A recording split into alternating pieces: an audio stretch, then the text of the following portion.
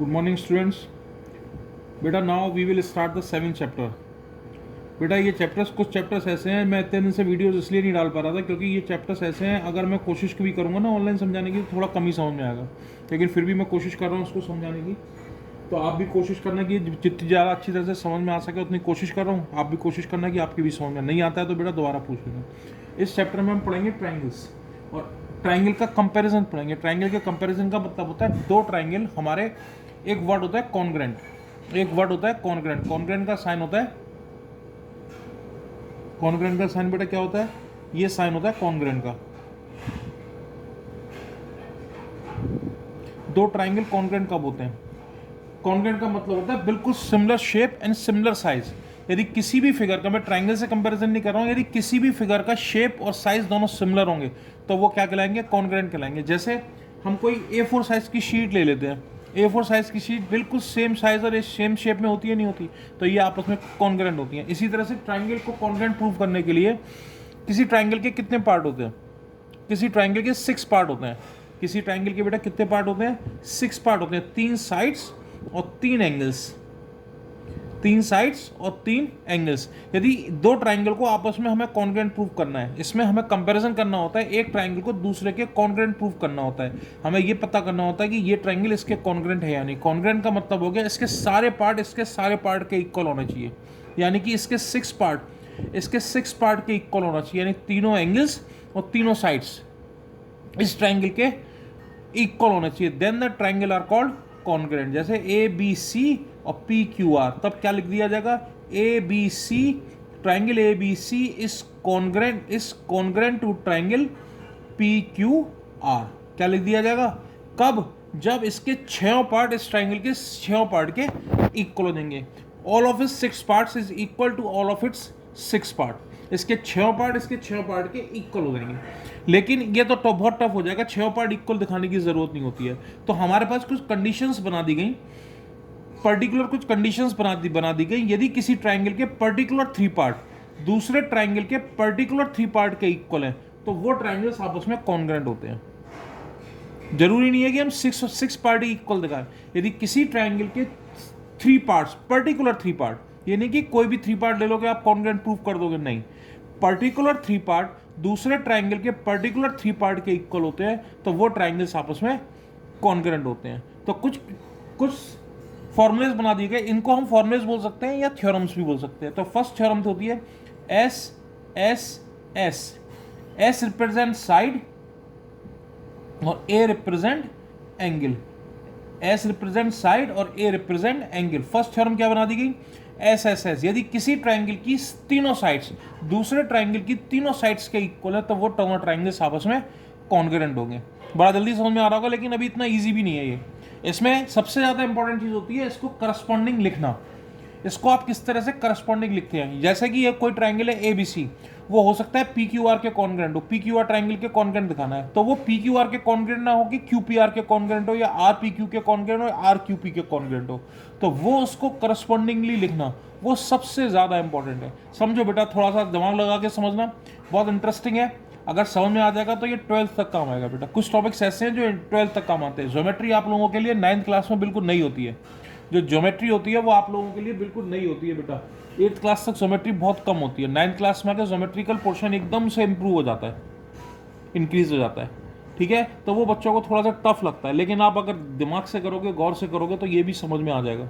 ठीक है, तो मैं फर्स्ट कॉन्ग्रेंसी ले रहा हूँ S। सपोज करो दो ट्राइंगल हमें दिए हुए हैं। एक ट्राइंगल दिया हुआ है ABC और एक ट्राइंगल हमें दिया हुआ है PQR।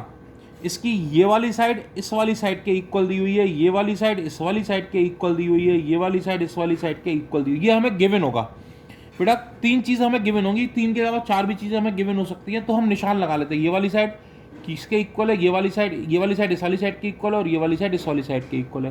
देखो इस ट्राइंगल की तीनों साइड इस ट्राइंगल की तीनों साइड्स के इक्वल है।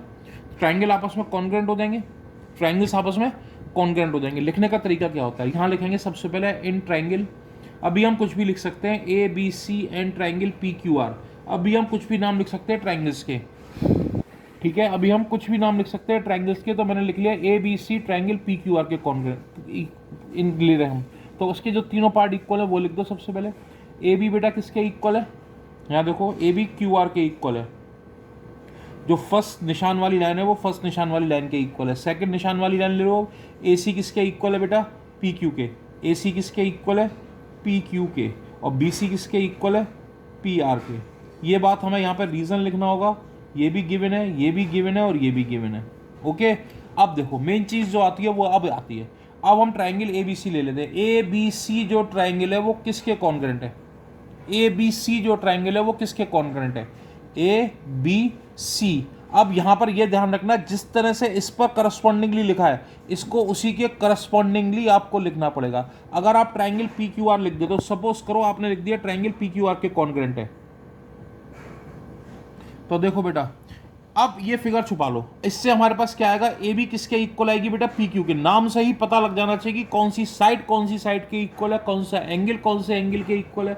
अब जरा देखो, अगर जो आपने लिखा उसके हिसाब से ए बी किसके इक्वल है, पी क्यू के, जबकि ए बी किसके इक्वल दी हुई थी, क्यू आर के। तो जो आपने लिखा है वो रॉन्ग है, जो आपने लिखा है वो रॉन्ग है। यहां पर कैसे पहचानते हैं, किस तरह से लिखा जाएगा, देखो बेटा इस पे ये सिंगल निशान है, फिर ट्रिपल निशान है, फिर डबल निशान है। तो यहां भी उसी तरह से चलो, सिंगल ट्रिपल और डबल। तो क्या नाम आया बेटा, क्यू आर पी आया। कौन से ट्राइंगल के कॉन्ग्रेंट हो जाएगा, एंगल क्यू आर पी के कॉन्ग्रेंट हो जाएगा।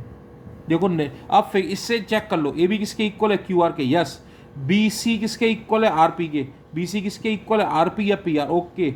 ए सी किसके इक्वल है, क्यू पी के। ए सी किसके इक्वल है, पी क्यू के, ठीक है। अब जो हमने लिखा है वो सही हो गया, अब जो हमने लिखा है वो सही हो गया।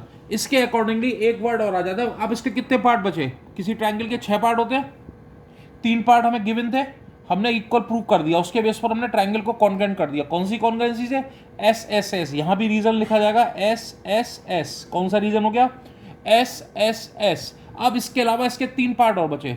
कौन से 3 पार्ट बचे, 3 एंगल्स बचे, 3 एंगल्स। अब तीनों एंगल्स कौन सा एंगल कौन से एंगल के इक्वल होगा, तो बेटा आप फिगर से नहीं लिखेंगे वो बातें। कहां से नहीं लिखेंगे, यहां से नहीं लिखेंगे। यहां से तो आप एंगल ए को एंगल पी के इक्वल लिख दोगे, एंगल बी को एंगल क्यू के इक्वल लिख दोगे, एंगल सी को एंगल आर के इक्वल लिख दोगे। नहीं है ये ट्रायंगल, ये फिगर तो आप छुपा लो।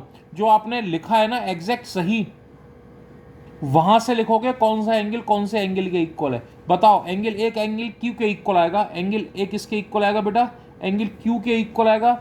एंगल बी किसके इक्वल आएगा बेटा, नंबर 2 पे आ रहा है तो उधर भी नंबर 2 पे एंगल बी किसके इक्वल आएगा, एंगल आर के इक्वल आएगा। और एंगल सी किसके इक्वल आएगा, एंगल पी के इक्वल आएगा। एंगल सी किसके इक्वल आएगा बेटा, एंगल पी के इक्वल आएगा। ये किस प्रॉपर्टी से इक्वल हो जाते हैं, बाय CPCT, बाय CPCT। इसकी फुल फॉर्म होती है करस्पॉन्डिंग, ऊपर से देखोगे, corresponding parts of congruent triangle. ठीक है, corresponding parts of congruent triangle, ये इसकी फुल फॉर्म होती है CPCT की। दोबारा से रिपीट कर रहा हूं, दोबारा से समझ लो। ओके, समझ में आ गया। ये एक नई थ्योरम और बता दो बेटा, उससे और समझ में आएगा।